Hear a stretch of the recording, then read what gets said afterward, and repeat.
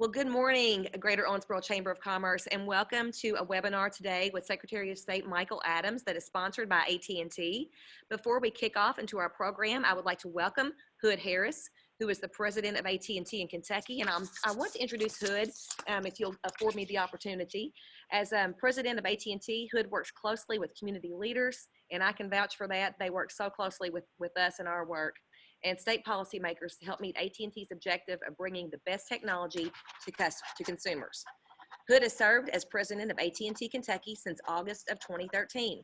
As president, he's responsible for the company's local, state, and federal government relations, public policy, and community relations initiatives across the Commonwealth. A 12-year veteran of AT&T, Hood served as Deputy Regional Vice President for Public Affairs before becoming president. In that role, he directed the company's public affairs efforts in the southeastern United States, including strategy development and implementation of AT&T's key legislative and regulatory initiatives. Hood is also responsible for managing AT&T's extensive philanthropic and community engagement efforts in Kentucky, including AT&T Aspire program, focused on high school success and workforce readiness, and the AT&T It Can Wait campaign to end texting while driving. In addition to his work with AT&T, Hood also served as board member for several community organizations, including the boards of the Louisville Urban League, Kentucky Chamber of Commerce, Greater Louisville Incorporated, the Louisville area chapter of the Red Cross, and the U of L College of Business Board of Advisor. Hood has also more than 24 years of government experience and is a veteran of national, state, and political campaigns. Prior to joining AT&T, Harris served as chief of staff to Alabama Congressman Robert Adderholt in D.C. And I will say, as a daughter of a phone man and a CWA member, it makes us very proud to have Hood here today. So Hood, I'd like to turn the program over to you and let you welcome our guests. Great. Thank you, Candance. And normally I will do a product placement here and talk about our products and services. I will brag on, the CWA. They've helped us put $800 million of investment into Kentucky over the past 3 years in our wired and wireless networks. But I'm going to stop the AT&T commercial because I want to do something a little bit different than I normally do today. And Secretary Adams didn't know what he was getting into when he got elected. I tell my 8-year-old son that we're living through history, and it is true. We are living through history, and Secretary Adams is helping us to make history by administering elections during very difficult times, providing the means for us to take part in the democratic process and doing it in a way that is nonpartisan and is in a spirit of civility and compromise that we've talked about. For that, he deserves a lot of credit, and sometimes he's taken a lot of heat, but, all praise to him for taking the heat and doing what's right. Secretary Adams, thank you for what you do, and to the Chamber, thank you for having this opportunity for us to talk today. I think it's important that we continue, even when we're trying to social distance and doing things differently, to stay connected as business leaders with our elected officials is so valuable. So, Candance, thank you for what you do. Secretary Adams, thank you for what you do. And I'm going to stop talking and let us get to the important stuff. So, Candance, I'll turn it back to you and let you kick it off. Thank you, Hood, and thank you so much for those comments. You are so right that it's the right person in the right moment in time. I want to also welcome today our Chamber Young Professionals, the Chamber Advocacy Committee, and the students, the high school students that are in the Wendell Ford Government Education Center program, which does promote cooperation, civility, and compromise. They call it the 3 C's. So what a perfect program to welcome those high school students with us as they watch at a taped delay. We're proud of you all too for committing to these 3 C's, and Secretary Adams is most definitely a perfect example of why that makes our state go farther and our country too. So I will now introduce Secretary Michael Adams. Secretary Adams is a native of Paducah, and he serves as our 77th Secretary of State. He attended public schools and was the first in his family to get a bachelor's degree. After graduating from the University of Louisville in its 3rd class of McConnell Scholars, he attended Harvard Law on low-income aid. Returning to Kentucky, Michael clerked for the Chief U.S. District Judge John Hayburn for Senator McConnell's 2002 re-election campaign and as Deputy General Counsel to Governor Ernie Fletcher, before moving to Washington to serve as counsel to the U.S. Deputy Attorney General in the 2nd Bush administration. In 2007, Michael began full-time private practice in election law, first as General Counsel to the Republican Governors Association, and later opening a national practice in the field. He has represented several national political committees, members of Congress, and statewide campaign efforts in all 50 states. Because of this unique election experience, Governor Bevin appointed Michael to the Kentucky State Board of Elections. Michael is happily married to Christina and is the proud daughter of Lucia. Secretary of State Adams, thank you so much for being here today, and we're looking forward to hearing about your message. Well, thank you so much, Candace and Hood, for your gracious welcome and comments. It's great to be back with you all. I can't wait to come back in person. Actually, I think I have an event in Owensboro in person. I don't have my calendar in front of me. Coming up on the 30th, I'll let y'all know about that. I want to thank also Ed West and David Harris from my office. Ed West is the former County Judge Executive of McLean County. He's on my staff as Director of Rural Outreach. And David Harris, who was my campaign manager last year, is my senior advisor in my office. I want to thank them for joining. So let me get right to it. We had a very successful election in June. We saw other states, unfortunately, who voted before us as the guinea pigs voting in a pandemic. They had problems. They had people get sick. They had spikes in their COVID-19 cases. They had people disenfranchised, polling sites closed without redirection to others. They had a lot of lost mail-in ballots and so forth. People were disenfranchised and people got sick. Fortunately, we were able to go after them and we learned some lessons and we made some adjustments through emergency powers that I was able to get the legislature to grant me and the governor. The key, though, is that those are joint powers and he and I both have to turn the key. So we spent a great deal of time before the primary and then again after the primary negotiating, working out plans for these two successive elections. So let me start with what went well that we're keeping, and then I'll talk about what we're changing for November from what we just did in June. I think the best part of what worked so well in June was that we gave voters options.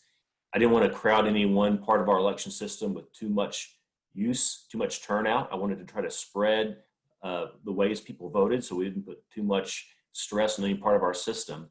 So the same 4 ways that you could vote in the primary, you can vote in the general election. You got 4 options. You can pick any one you want. Number 1, you can vote in person on election day. We've had a great deal of success reopening voting locations that we had to close for the primary. Unfortunately, we went from about 15,000 poll workers to about 2,000 poll workers virtually overnight once COVID was diagnosed in Kentucky. That meant we had to close down the vast majority of our voting locations for in-person voting. We've had great success. We've had several counties, I think it's 8 so far, have reopened every single precinct, including Campbell County, a big county in northern Kentucky. My office just got your county's plan, I think yesterday. I haven't had a chance to look at it yet. I hope to later today. But we've seen significant growth in the number of in-person voting locations for November 3rd. You're going to be able to go vote. Our goal is within 6 miles of wherever you live, you're going to go be able to vote. You can also go vote at least one in every county, one vote center where no matter where you live in your county, you can go vote there. It's never been more convenient to vote in Kentucky than it has been this year. So number 1, you can go vote on November 3rd. Number 2, you can go vote in person before November 3rd. In fact, that's how I'll be voting, and that's how I encourage everyone to vote who's able to vote in person. Starting October 13th, we're going to have, during business hours of the county clerks, all day, every day on weekdays, in person, early voting. No excuse is necessary. No appointment is necessary. Just go vote. We're even doing Saturday hours. We've required a bare minimum of half a day on Saturday, the 3 Saturdays before the election. So we're going to have in-person early voting October 13th. That's a Tuesday. That's when that starts, running all the way through November 2nd, the day before Election Day. Again, it's never been more convenient to vote in Kentucky. Third, if you're concerned about your health, your vulnerability to COVID-19, whether due to your age or a pre-existing condition, and I'm not going to second guess it, it's up to you to decide that subjectively, then you can vote absentee ballot. And you've got 2 ways that you can do that. One is that you can get your ballot from govoteky.com. If you go to govoteky.com, you can register for an absentee ballot. We verify your identity, of course. Then we mail you that ballot. And you got 2 options to return it to us. You can hand deliver it back to your county clerk. We just spent about $300,000 buying another round of drop boxes for all of our counties. Your county clerk can tell you where that drop box will be, or more than one will be. If you want the personal satisfaction of hand delivering a ballot and dropping it in the bin, knowing it's been received by your county clerk, then you can drop it in the drop box. The fourth way to vote is to mail back your absentee ballot, and we're paying for the postage. We've budgeted $4 million for free postage. It's our biggest expense actually in this election, is covering that. We don't want a poll tax. We don't want anyone to not vote because they don't have 55 cents for a stamp. So we're paying for it. Just fill that out and mail it back. Your deadline to do that, I'll go through all the deadlines. Your deadline to do that is November 3rd. November 3rd is the last day you can vote, whether you're mailing your ballot back, whether you're hand delivering it back, or whether you're voting in person. So let me quickly give you the deadlines, and then I'll pivot lastly to what we've changed for November. So the deadlines that are important are these: October 5th at 4 p.m. That is the deadline to register to vote. We've seen a big drop off in voter registration this year because of the inability of folks, including my office, to do voter registration drives in groups of people. But you can register to vote online at govoteky.com. You've got until 4 p.m. on October 5th, and then by law we've got to close that down. October 9th, that's the last day to apply for an absentee ballot. That's when we take down govoteky.com's portal to request your absentee ballot. It's also when the clerks will stop taking requests for absentee ballots. So make a plan.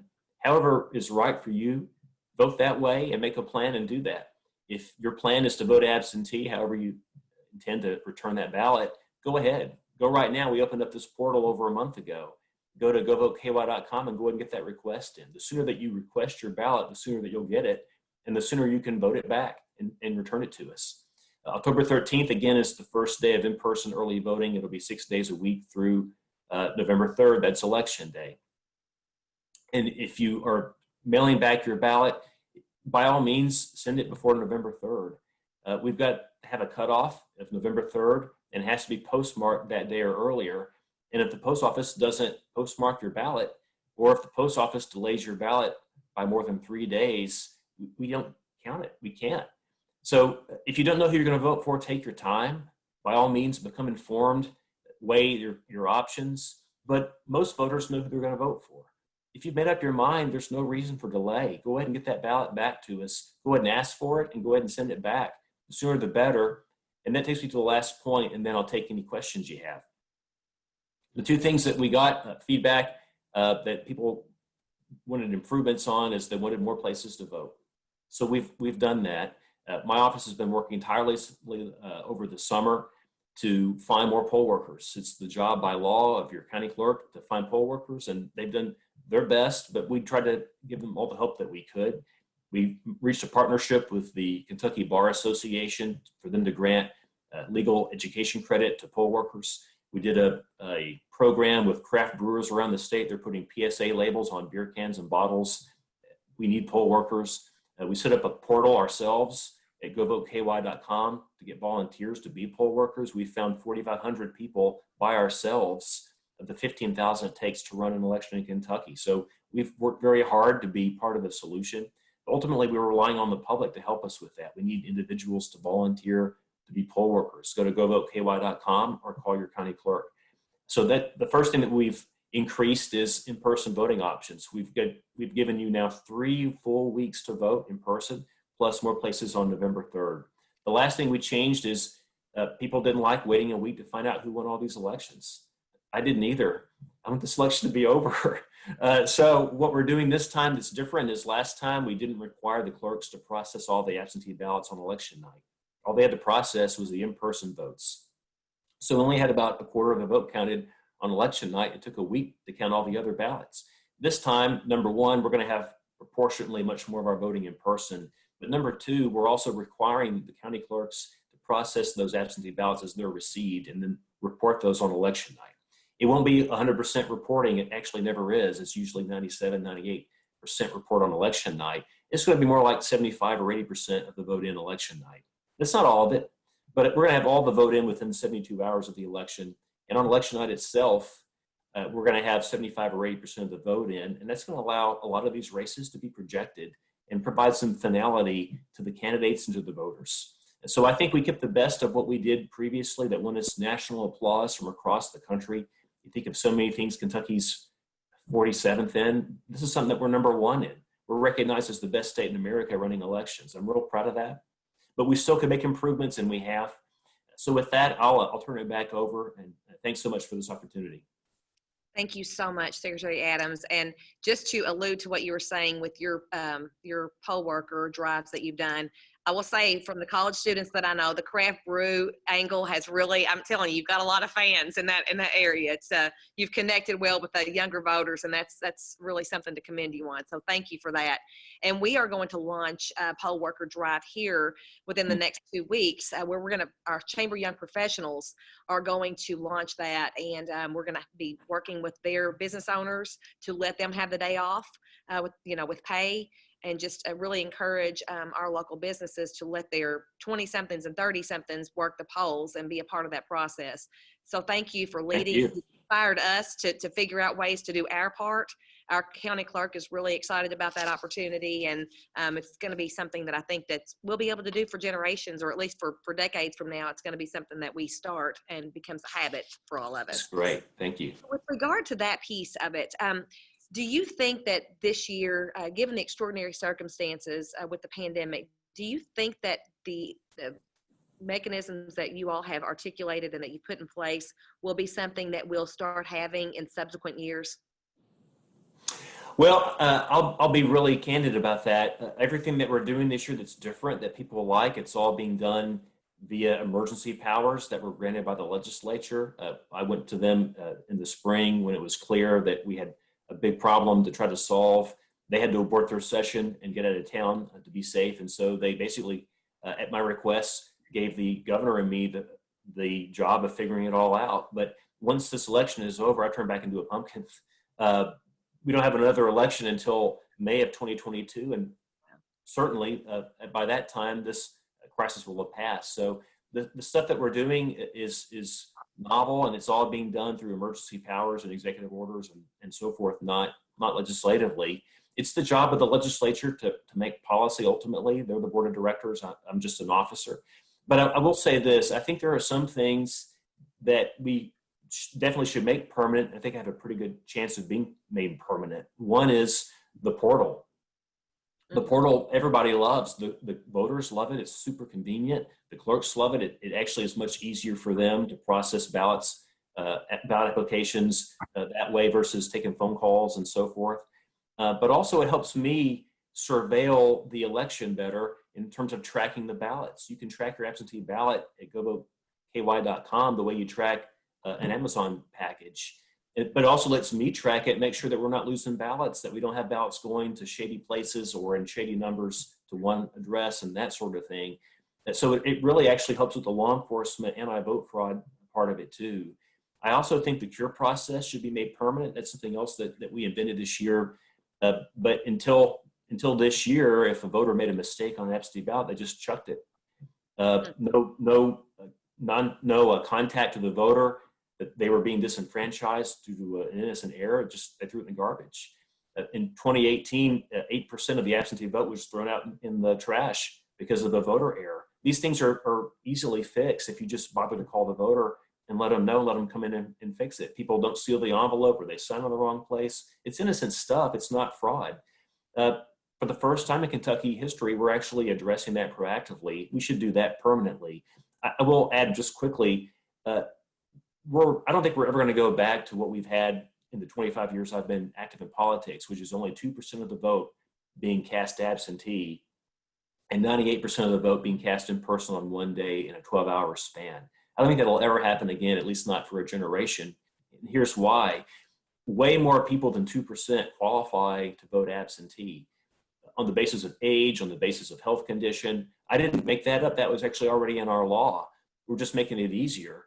But I think in successive elections, people will vote absentee 10%, 15%, 20% of the time.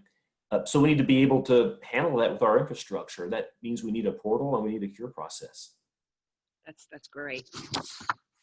I hope the early voting too, that's been something really interesting, and it gives people, especially people who work extended hours, most on election days, can at least have those times on the weekends and other days on their days off to get in and vote. That's been fantastic too. Thank And you. this kind of goes along with that, but I do want to make sure since a member sent this in, with the enhanced emphasis on mail-in voting, what precautions are you implementing to ensure the integrity of the vote?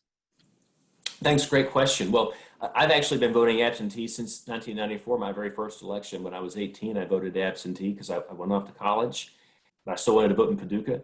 And then my professional career, I'm usually traveling on election day dealing with some situation somewhere, and I vote absentee. So I've always been comfortable with it because I know about the protocols. Right. I know that, for example, we do something different here than what they do, say, on the West Coast, which is the system the president's criticized. In those states, they register you to vote without your prior consent, and then they mail you a ballot you didn't ask for. You can see why that would concern people. But that's not what we've done in Kentucky. What we've done is to expand absentee voting. It's different. So if you vote absentee, number one, you got to register proactively. You got to sign an oath. You got to give us your signature and your personal information, your date of birth, and your social security number. And then when you come back to vote absentee, first you got to prove your identity.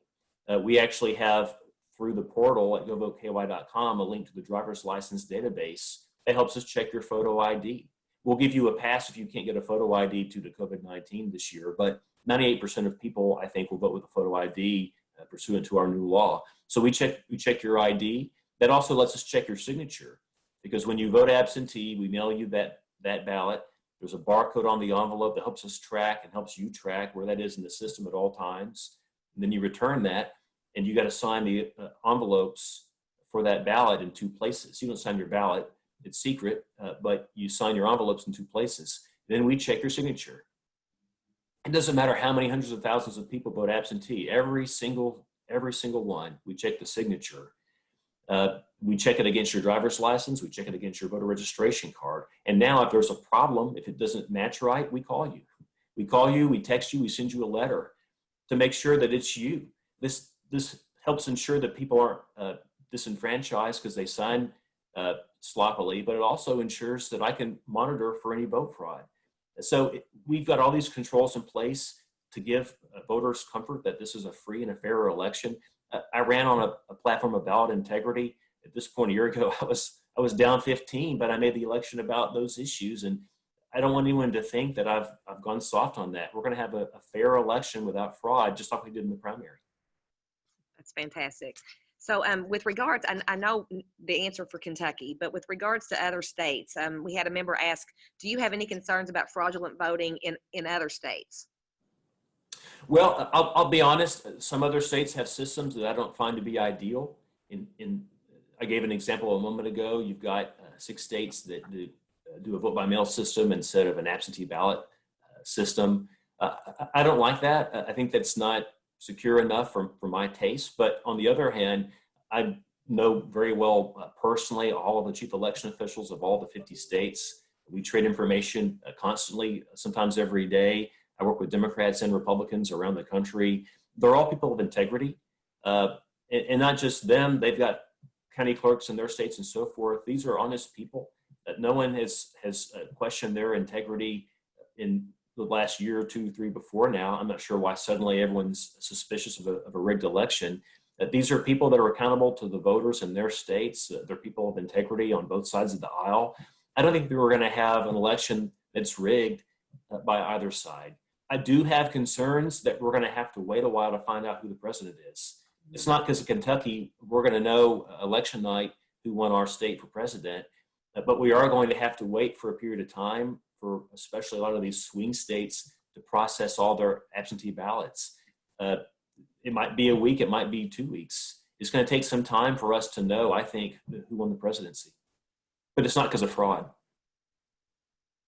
So what do you think as Secretary of State you'll do to make our communities know that there's confidence in this process? Basically what you just told us today. Is there something that you can do to let our state at large know that you don't feel like it's going to be a fraudulent vote, that it's not going to be rigged, but it's going to be a slow outcome?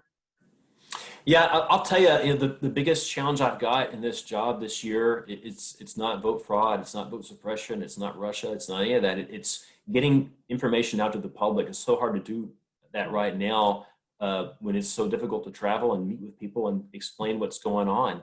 So I do. That's why events like this are so important to me.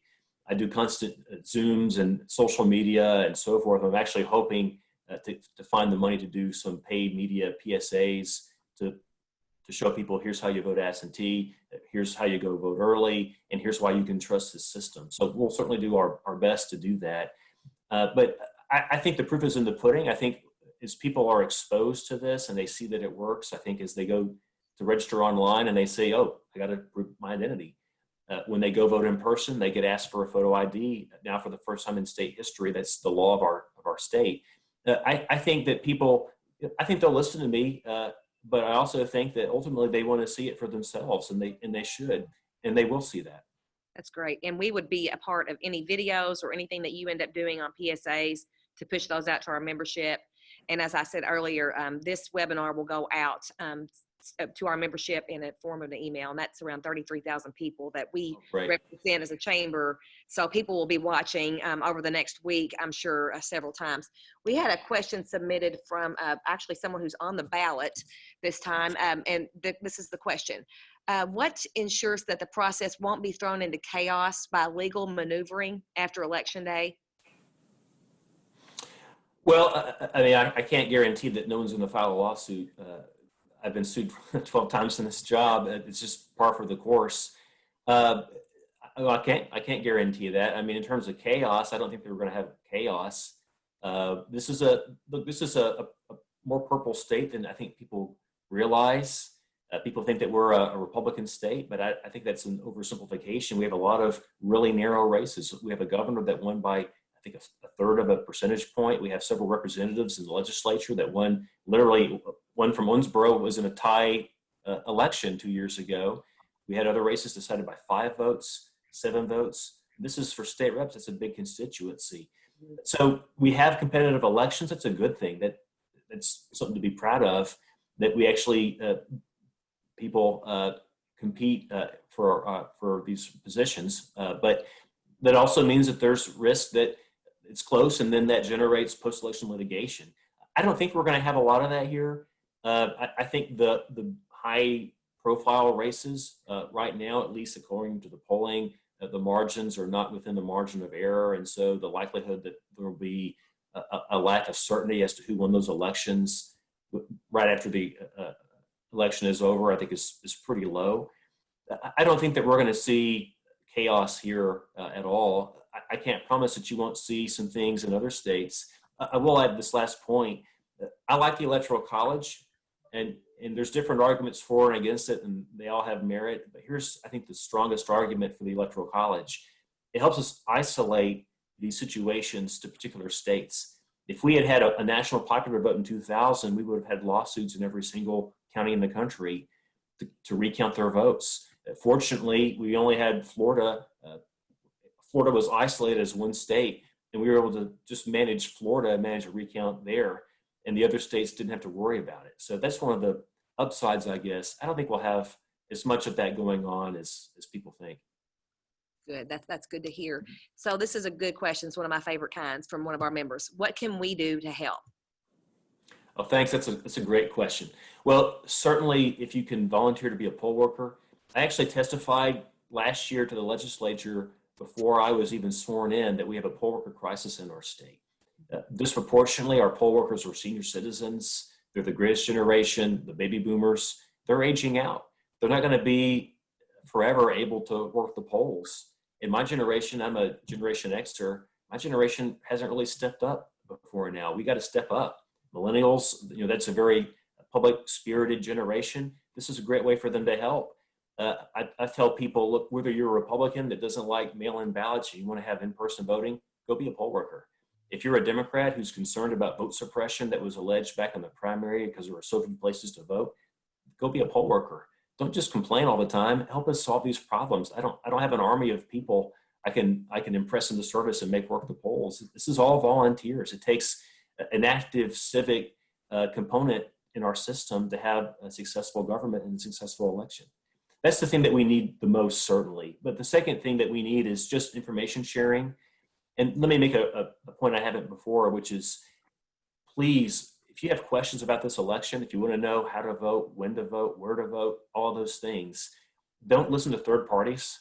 They may be doing their best and they may be sincere, trying to help you, but they're usually wrong.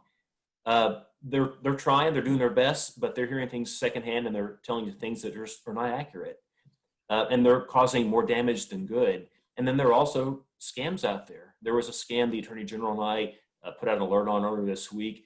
A text going out from a 502 phone number telling people, here's where you go vote. And it's a fake website. So they just want to steal your personal information and sell it or steal your identity. So trust the actual officials. We're the trusted voices. Trust your county clerk. Trust your state board of elections and trust your Secretary of State's office. We're the ones that can tell you the facts. Just don't pay mind to other organizations. If they're right, then what they're doing just forwarding the stuff that we've given them. That's the best way to share information. So please share information that we put out or your clerk puts out, and please direct people to those sources. Thank you so much, Secretary Adams. That concludes our questions that we have. Just to follow up on just thanking you for the compromise and civility that you have shown, the bipartisan efforts that make our Commonwealth proud, make us look good around the country. And as a Gen Xer, it's really it's inspirational to see someone from my generation step up and lead in the way you've led. So thank you so much. Want to thank Hood Harris and AT&T for sponsoring this today. Hood, thank you for all that you all have done through this pandemic to make our communities safer and more wired and more accessible to the outside world. Thank you. And we appreciate everyone who's joined us, not just live, but those of us who will be watching this on tape delayed. Listen to Secretary Adams, and there's several ways that we'll be pushing out to you in the next couple of days and next couple of weeks on how to be poll workers and how to vote safely, early, and on time. Thank you so much. Thank you all. Good to see you again.